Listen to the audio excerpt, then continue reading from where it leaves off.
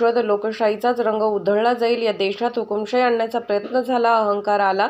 मात्र देशातील जनतेने लोकशाही वाचवण्याचा प्रयत्न केला. ज्या पद्धतीने त्यांच्या हातात पोलीस यंत्रणा आहेत, ज्याप्रमाणे केजरीवाल यांना अटक झाली, ज्याप्रमाणे मुख्यमंत्री सोरेन यांना अटक झाली, ज्याप्रमाणे सर्व विरोधकांवरती अटकेची टांगती तलवार आहे, लोक फार सहन करणार नाहीत. अरविंद केजरीवाल यांना अटक करतात.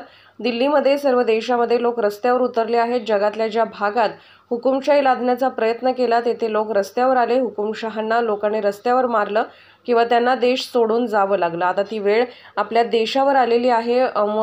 उमर अब्दुल्ला यांनी विरोध केला असं मला वाटत नाही. उमर अब्दुल्ला हे महाराष्ट्रामध्ये शिकलेले आहेत. जेव्हा काश्मीरमधील वाद विकोपाला गेला तेव्हा काश्मीरमध्ये अनेक विद्यार्थी महाराष्ट्रात शिकत होते. महाराष्ट्रात आपण काश्मीरी विद्यार्थ्यांना स्वीकारतो, मग काश्मीरमध्ये महाराष्ट्र सदनाला विरोध का? रामलीला मैदानात दिल्लीला इंडिया आघाडीचा मोठा मोर्चा आहे. त्याच्यासाठी उद्धव ठाकरेंना देखील बोलावलं आहे. आम्ही ते आमंत्रण स्वीकारलेलं आहे.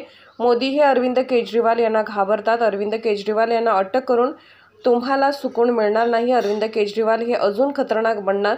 देशाच्या स्वातंत्र्य लढ्यातही जे तुरुंगात गेले आहेत ते अधिक मजबूत झाले आहेत. लोक त्यांच्या पाठीशी उभे राहिलेले आहेत. कंगना राणावत यांना उमेदवारी दिलेली आहे. भारतातील प्रत्येक नागरिकाला निवडणूक लढवण्याचा अधिकार आहे. कंगना राणावत यांचे विचार भारतीय जनता पार्टीसोबत जळून येतात, त्यामुळे ते उमेदवारी देऊ शकतात. पण कोणाला निवडून द्यायचे हे जनतेच्या हातात आहे. भारतीय जनता पक्ष हा कधीही मोठा पक्ष नव्हता. दरोडेखोर चोरी करून आपली संपत्ती वाढवतो आणि म्हणतो श्रीमंत आहे, तसं भारतीय जनता पार्टीचं आहे. दुसऱ्यांच्या श्रीमंतीवर दरोडा टाकायचा याला काही श्रीमंती बोलत नाही. दुसऱ्याचे पक्ष फोडायचे आणि लहान पक्ष विकत घ्यायचे याला संपत्ती बोलत नाही. शिवसेनेची पहिली यादी उद्या जाहीर करू. 15 ते 16 जणांची यादी जाहीर करू. लोकशाहीचाच रंग उधळला जाईल.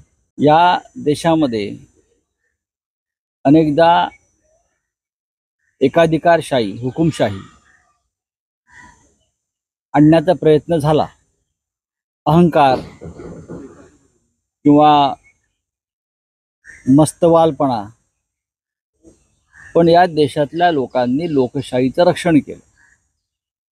आता हे प्रयत्न सुरू आहेत. त्यांच्या हातामध्ये पोलीस तपास यंत्रणा आहेत. ज्या पद्धतीनं अरविंद केजरीवाल यांना अटक केली, ज्या पद्धतीनं मुख्यमंत्री हेमंत सोरेन यांना अटक केली, ज्या पद्धतीनं इतर सर्व विरोधकांवरती अटकेची टांगती तलवार आहे किंवा अटक केली, लोक फार सहन करणार नाहीत. अरविंद केजरीवाल यांना अटक करताच दिल्लीसह देशामध्ये लोक रस्त्यावरती उतरलेले आहेत. सरकार जरी डोळे मिटून बसला असलं तरी सरकारला माहिती आहे काय चाललंय देशात. जगातल्या ज्या भागात हुकुमशाही लादण्याचा प्रयत्न केला तेथे लोक रस्त्यावर आले आणि हुकुमशहांना एकतर लोकांनी रस्त्यावर मारलं किंवा त्यांना देश सोडून पळून जावं लागलं. आपल्या देशात सुद्धा आता ती वेळ आलेली आहे. बोलिये. उमर अब्दुल्ला यांनी विरोध केलेला आहे महाराष्ट्र सदनाला. मला असं वाटत नाही. उमर अब्दुल्ला हे महाराष्ट्रात शिकलेले आहेत. जेव्हा काश्मीर खोऱ्यामध्ये दहशतवाद हा टोकाला गेला होता तेव्हा उमर अब्दुल्ला यांच्यासह काश्मीरमधले अनेक विद्यार्थी हे महाराष्ट्रात शिकत होते.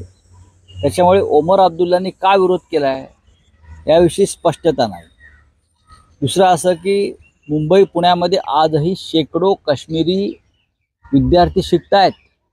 हे आपल्याला माहीत नसेल तरी मी सांगतो. पुण्याला सरहद नावाची एक संस्था आहे संजय नहार यांची, आणि त्यांनी ही संस्था फक्त काश्मीरी जे तरुण आहेत, मुलं आहेत, त्यांना शिक्षण मिळावं म्हणून स्थापन केली आहे. त्याच्यामुळे महाराष्ट्रामध्ये आम्ही काश्मीरी मुलांचा स्वीकार करतो आहे. तर आपण जम्मू काश्मीरमध्ये महाराष्ट्र सदनला का विरोध करताय याचा स्पष्ट माझ्यापर्यंत ही बातमी आलेली नाही. भारतीय जनता पक्ष हा मोठा पक्ष नाही. भारतीय जनता पक्ष कधीच मोठा पक्ष नव्हता. एखादा दरोडेखोर चोऱ्या माऱ्या करून आपली संपत्ती वाढवतो आणि म्हणतो मी श्रीमंत आहे, तसं भारतीय जनता पक्षाचं. दुसऱ्याच्या तिजोरीवर दरोडा टाकून आपली श्रीमंती वाढवायची याला काय मी श्रीमंत किंवा धनिक म्हणत नाही. सगळ्या पक्षातून माणसं चोरायची, फोडायची, तोडायची, लहान लहान पक्ष. भारतीय जनता पक्ष हा मोठा पक्ष नाही. भारतीय जनता पक्ष कधीच मोठा पक्ष नव्हता. एखादा दरोडेखोर चोऱ्या माऱ्या करून आपली संपत्ती वाढवतो आणि म्हणतो मी श्रीमंत आहे, तसं भारतीय जनता पक्षाचं आहे. दुसऱ्याच्या तिजोरीवर दरोडा टाकून आपली श्रीमंती वाढवायची, याला काय मी श्रीमंत किंवा धनिक म्हणत नाही. सगळ्या पक्षातून माणसं चोरायची, फोडायची, तोडायची, लहान लहान पक्ष विकत घ्यायचे. उसमें कौन सी बड़ी बात आहे? तरी आम्ही जिंकू. महाविकास आघाडीच्या मागे जनमत आणि लोकमत आहे. बाळासाहेब आंबेडकर आमच्याबरोबर असते तर हा विजय अधिक दैदिप्यमान झाला असता, म्हणजे मताधिक्य आमचं थोडं वाढलं असतं.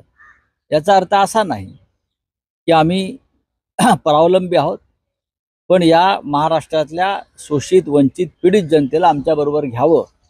पण ही जनता आमच्याबरोबरच आहे आणि राहील. बाळासाहेब आंबेडकर सन्माननीय नेते आहेत, त्यांचं संघटन महत्त्वाचं आहे. आम्ही त्यांच्याशी वारंवार चर्चा केली आहे, आम्ही त्यांना वारंवार विनंती केलेली आहे. त्यांनी खरं म्हणजे हा प्रस्ताव मान्य करायला हवा होता, पण तरीही आम्ही आशा सोडलेली नाही. 31 तारखेला आम्ही आमंत्रण स्वीकारलंय. सर, भाजप कचऱ्यासारखा उमेदवार आपल्याकडे एकत्र करताय जे लहान लहान आहेत, त्याबद्दल काय सांगा? भ्रष्टाचारातून निर्माण झालेला पक्ष आहे, त्यात भ्रष्टाचारीच येणार.